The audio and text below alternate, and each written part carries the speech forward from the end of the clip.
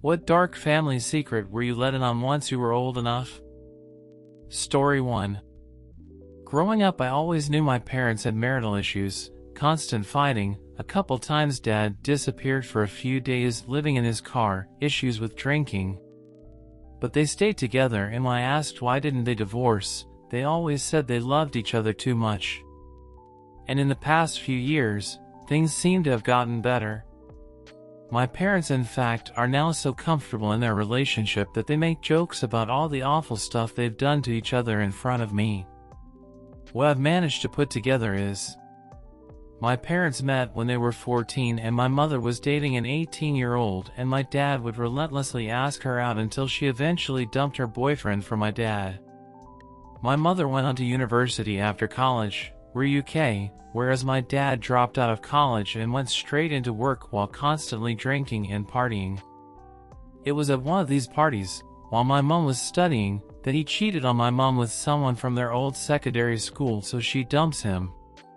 Barely a year later, my dad realizes he doesn't know how to do anything for himself. No one else wants him, and he goes crawling back to my mom. She agrees to take him back, but only if he marries her, not immediately but eventually, she said. He agrees, and a short year after that, age 22 now, she's already pressuring him to propose. He fumbles it frankly, we're in Paris, but forgot the ring and proposed back in the hotel room after they'd visited the Eiffel Tower that day, which was her dream proposal. But she says yes. A month after they're married, mom pressures him into having a child that he doesn't want, and 9 months later I was born. They soon realize how hard having a child is and basically pawn me off on my grandparents for the rest of my childhood. After me there were 2 more accidental babies, and each time my dad threatened to leave her if she didn't abort them. She managed to convince him to stay while keeping my siblings by promising he wouldn't have to raise them. He didn't, but neither did she, frankly. I did. And that is only what happened before/shortly after I was born. If I carried on into my childhood, we'd be here for years. What they sold to me as the perfect love story, been together since they were 14, proposed in Paris, soon married and had children because of pure love, is in fact a bunch of skewered half-truths from a horrible twisted love map of my mother's manipulation and my father disappointing her time and time again. Story 2. My grandma had an affair with a Catholic priest while she was married, and then left her high school sweetheart who she had 5 children with. Then she ended up living with said priest, and her kids had to lie and refer to him as an uncle when people asked them about the living situation. I always thought it was true love. I found and kept letters and notes they wrote each other when he was overseas with the military, and it seemed so genuine, and I'd always heard so many nice stories, and I suppose it could have been true love. I was raised to believe that my biological grandfather, my dad's real dad, was a monster. I had been under the impression he left my grandma and abandoned his five children. My one aunt died in a drunk driving accident, and he couldn't be bothered to show up. I never met him my entire childhood. I was literally encouraged to actively hate him. They said he remarried and basically started a new family and was controlled by his wife. The priest essentially raised my dad and aunts and uncles, and they have always revered him.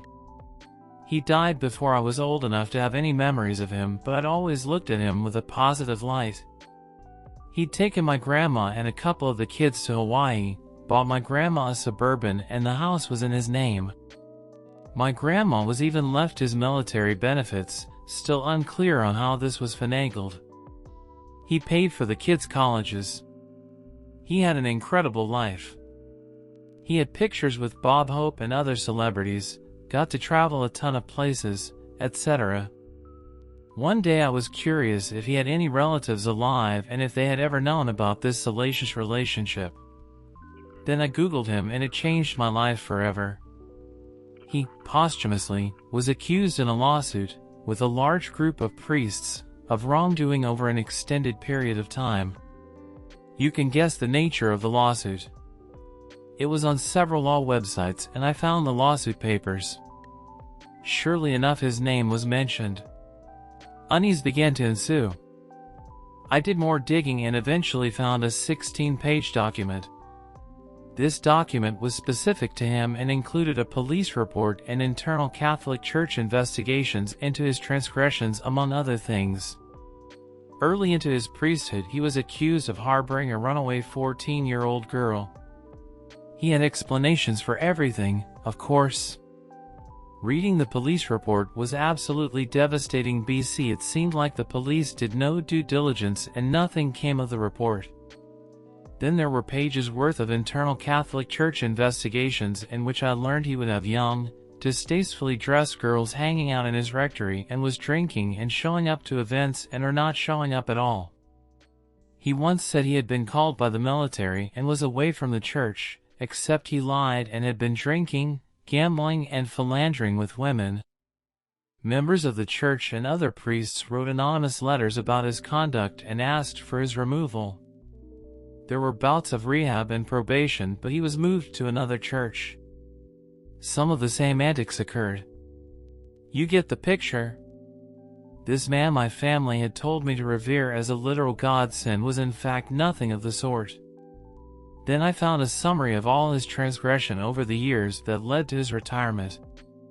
This is when I found out when he took my grandma, dad, and his 2 siblings to get the Suburban. He physically assaulted my grandma and kicked my dad and his siblings.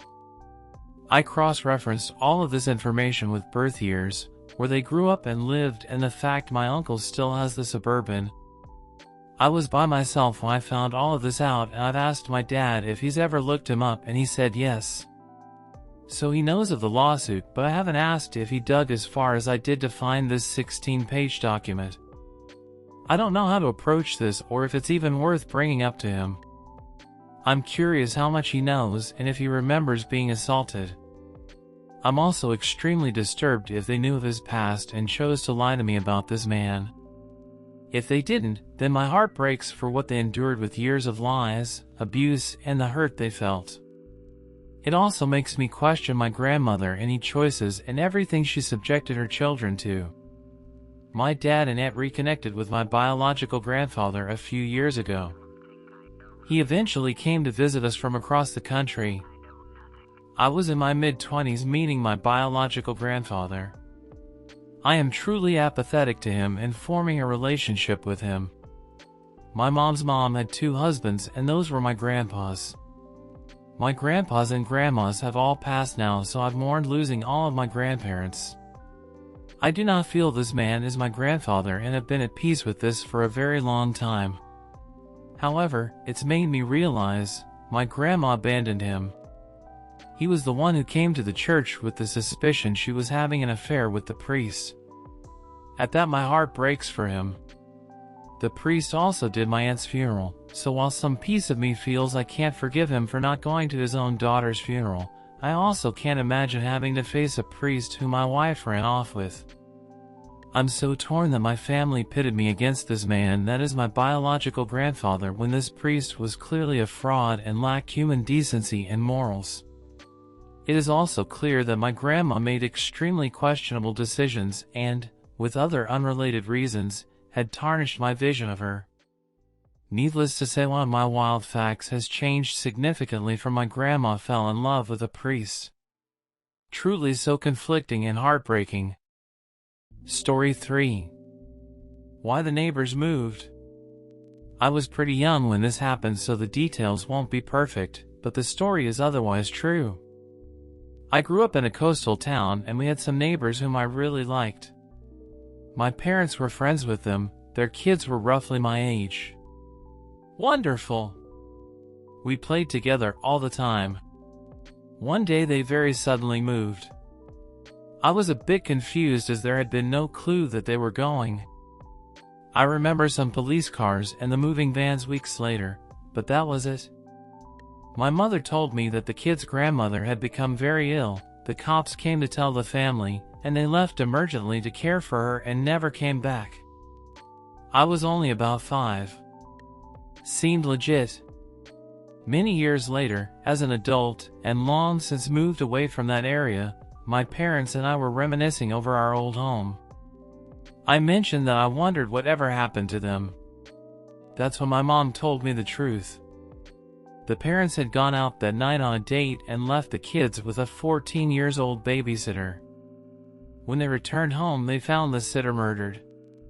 Someone had broken into the home and essayed, then killed the sitter.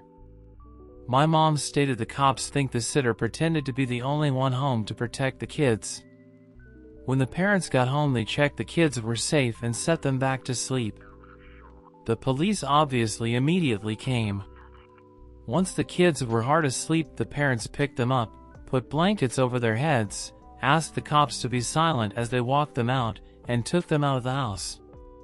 They gave the kids the same story my parents told me. Grandma was sick and they were going to live with her.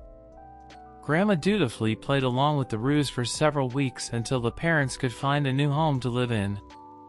The kids were kept unaware of what had happened just mere feet from them, as they didn't want the kids to be forever terrified of it happening again. Not sure if the kids ever eventually figured out the truth of that one. Story 4. So turns out a cousin of ours was a big-time mobster in a famous city. We never met him, but here's the story. Before I was born, 70s, my parents go on vacation with my older brother. He's like 2. Their car breaks down and they use all their cash to get it fixed. They drive to famous city and car breaks down again outside a hotel that isn't where they had a reservation. They go in, explain the situation, and the guy behind the counter is a complete dick, but they had no cash. They offer a check. Guy says he needs ID. My father shows him and the guy's whole attitude changes. Don't worry about it, the night is on the house, etc. Calls a mechanic for them. Cheap fix, but of course it's all on the house. He just said, tell him I took care of you. Okay, great, thank guy's a fucking psycho. They come home to our small town. 23-ish years later, we are doing a job at this guy's house. Now, my father growing up was a tough guy. Apparently him and his brother were not to be messed with, and I never saw the man cry or scared. So we're at this random house where the old Italian owner comes out and is talking to us. Asks me my name and asks my dad is. My dad says our last name and the owner says, oh, are you X's kid or y'all kid? My dad says X's kid, he's never heard of Y.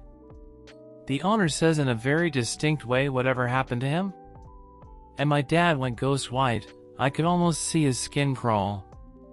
We researched and found out who Y was and who him was. Apparently no one used his name, just him, and my middle name is his first name. 6 years later, I'm talking to a girl. I met her through a friend at a party. We were talking and she's telling me about how her grandfather loved this one particular song. I asked where's her grandfather now. She says he got caught up with the wrong people, always wore disguises and went by a different name. Went to a certain state and was never seen again. They said he was going senile because if I ever go missing it was him. They'll know what you mean.